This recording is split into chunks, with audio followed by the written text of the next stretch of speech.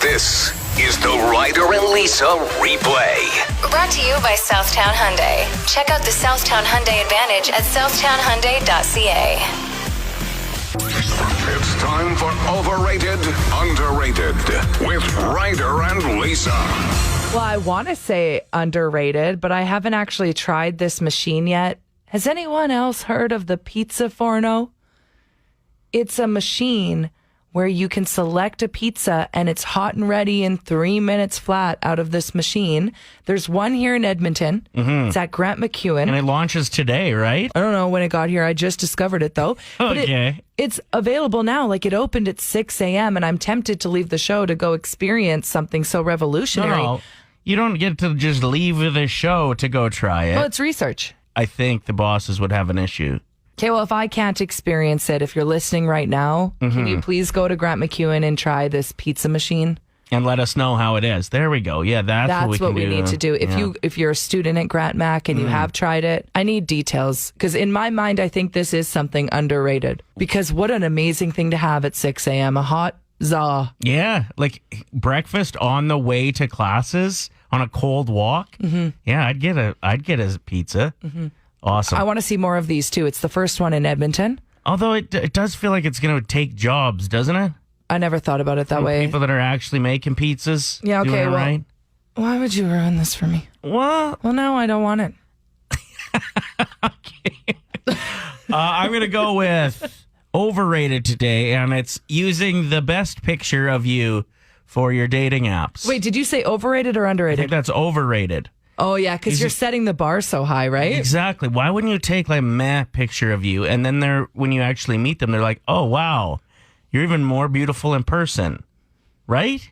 You take your best picture and post it, they're going to be disappointed every time. I love this. You don't look like that. That's so funny. So just set the bar lower. You may not match with the same people, but do you want them if they're just going to ghost you anyway? Yeah, once they see you the next morning, they're like, woof. Yeah, when they walk into the date and they're like,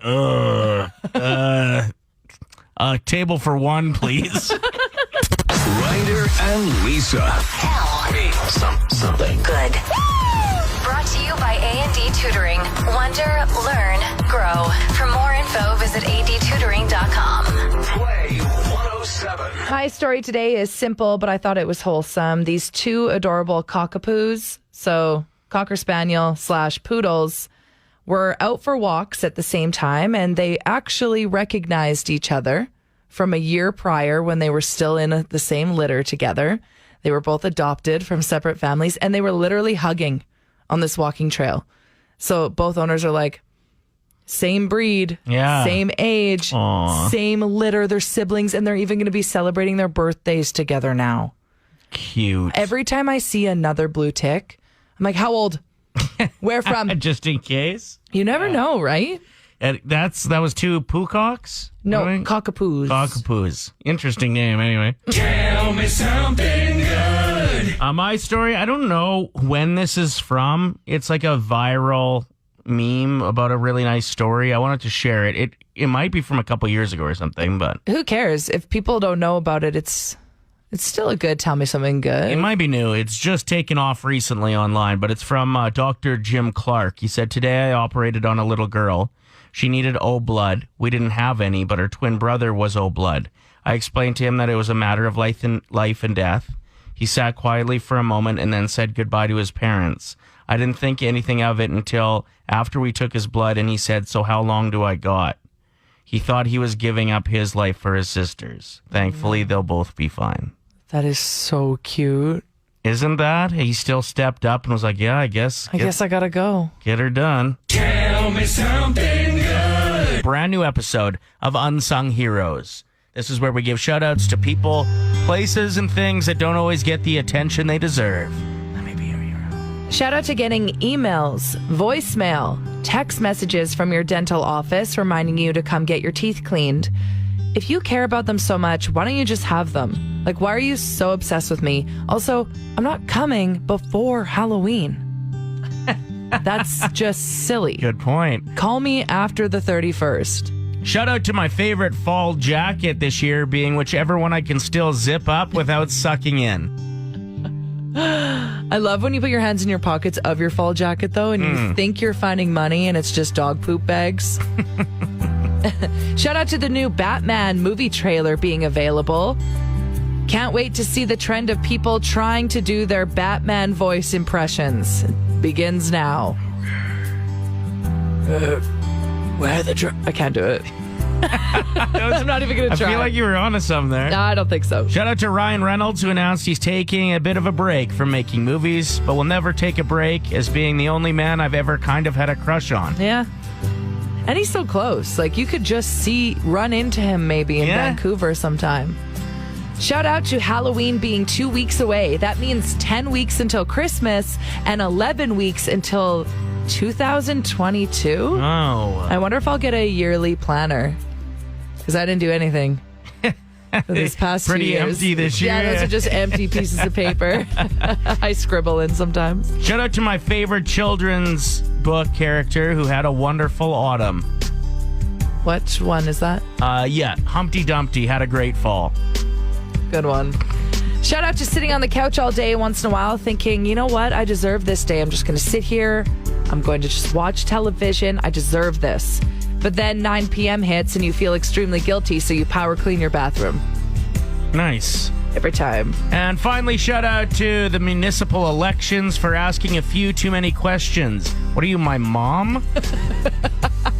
You came across an interesting stat you wanted to chat about, Lisa? Yeah. 1 in 10 people do not delete their ex's nudes on their phone or computer or wherever it is they have them. Those 1 in 10 obviously don't have a 9-year-old who goes through the photos to find old videos when I was little. Can I look at your pictures? I don't feel safe having anything on my phone that that could be exposed. I mean, there are apps, like you can get that Vault app where it has a password and you can just store stuff in there. Oh, okay. Is there any way you can get your exes to like resend? Yeah, wait a minute. Hey, so I didn't know about this back in the day. Do you mind? No, but I do think about this. And the first thought that came to my mind was, who has pictures of me? Can I have those back? Because I want the ones of me, just to see. I was probably killing it. Okay. It reminds me of that scene from Schitt's Creek. The episode was literally called Moira's Nudes. And she was like, I know that there are some leaked photos of me on the internet. And then when she went to find them, they were all deleted. And she was so mad about it. Yeah, then she had some advice. Here it is. Then allow me to offer you some advice. Take 1,000 naked pictures of yourself now. You may currently think, oh, I'm too spooky. Or nobody wants to see these tiny boobies. But believe me, one day you will look at those photos with much kinder eyes and say, dear God, I was a beautiful thing. Interesting advice. I love the thought. I love the kinder eyes line in that. And of course, like, this is satire. The show is so brilliantly written because anyone else would be mortified that their pictures are on the internet. Whereas Moira is she's an egomaniac. She's like, what do you mean they've been taken down? Put them back on the internet. Play 107. 1 in 10 people keep a picture of their ex, nudie, in their phone somewhere. Yeah. You just can't let it go. You can't delete it. Tips wrote in saying, I sent a nude once and the girl told me she saw it later on Tumblr. I was like, she definitely thinks that you stole that from the internet. Yeah, totally. Because I don't think it had his face in it, if you know what I mean. So I was transferring the kids. I had taken some pictures for Steve and the night before. And I was talking with Steve and my bestie. And I'm like, ooh, look what Steve got last night. But at the same time, on text, I had my ex-husband because I was transferring kids that day. And so I'm totally distracted in the Starbucks drive-through. I just get off the phone with Steve. I go to text my best friend. Oh, my God, look what I sent Steve last night with my little photo shoot. And I sent it to my ex-husband, who got some very salacious pictures. Like, he got a whole photo shoot? I sent the very, very best picture, to which point then he was holding it hostage. He wasn't being very nice about it. And I'm like, you have to delete that. You have to delete that. And then, of course, my bestie is like, oh, girl, he saved that picture. That's in the vault. That's, yeah. Oh, that feeling you must have went through when you saw his name on the text. I screamed. I was in the Starbucks drive-thru, like I said, and screamed. No! I mean, it's not like he hasn't seen it before. No, but these were really good. This was like, if anything, it was like, boy, you screwed up, because these were like, these were so good. And now, here's another terrifying episode of Terror Tales. All right, thank you to anybody who has hit us up so far with your encounters, whether it's with ghosts or extraterrestrial. We want to hear your stories. Feel free to submit Ryder at play107.com. And just know they're coming to good hands. We're not sitting here going like, yeah, right. We're both believers in this stuff. So, yeah, we'd love to hear your stories. Yeah, please reach out to us. You can also text it in to our text line as well. We'll take them there. We have Brett on the phone who joins us, who's had a couple encounters with ghosts. Well, one ghost repeatedly, and then something scary happens, and very real and traumatic the next day after he's visited. Take it away, man. First time it happened, it was at about 3:30 in the morning or so. I woke up. My grandfather was basically standing in my bed, and he had died about 10 years prior. And we had a conversation that I couldn't tell you what was said, other than just kind of reassurance. And as we were standing there, after a few minutes, my cousin appeared at the door, and he kind of turned to me. He's like, "We have to go," and he left. That morning, we got a phone call from my aunt saying my cousin had passed away from lupus that she'd been struggling with, and she was the one who was at my door with my grandfather. And that was the first time. And then every time after, anybody in my family, when my uncle passed away or my grandmother passed away, he's always shown up the night before and had a conversation with me in some form or another. Wow, that's heavy. Yeah. I've kind of come to figure out that now it's more of a reassurance and just kind of things are going to be okay. So it's kind of it's a catch-22. When I see him, I'm happy to see him, but at the same time, I know someone's not going to be alive in the morning. It's almost like he's comforting you to say they're coming, they're going to be safe with me. Yeah, that's kind of what it is, and he was always that way. It's who he was.